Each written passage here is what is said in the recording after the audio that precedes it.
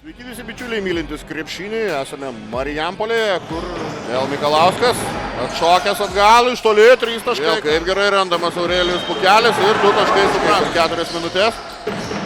Vilys randa pusbrolį. O čia Igno Štombergo pirmas. Grunkis, jo, šokis čia. Vieną prieš Zigmantavičių.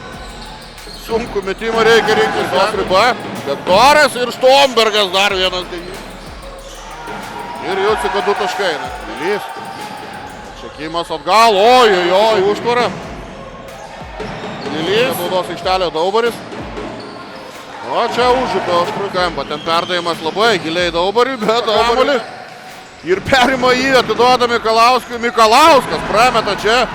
Raupelis yra Pukelis ir čia Pukelio lengva dona. Raupelis ten sulaukia kamulio Mikalauskas ir Mikalauskas kitą kartą traktuoja kitaip.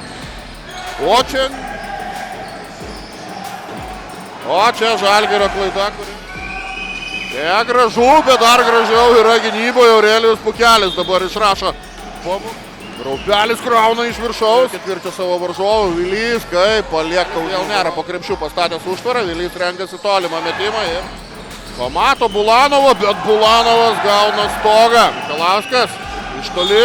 3 taškai su pražanga. Šansas Viliui iš toli. Ir dar 3 taškai.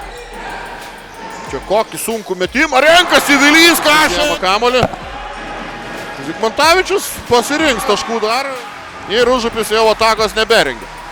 Bet kad ir kaip, šiandien priešinasi Žalgirio dubleriai, bet reikia pripažinti, kad Marijampolė Sūduva Mantinga šiandien...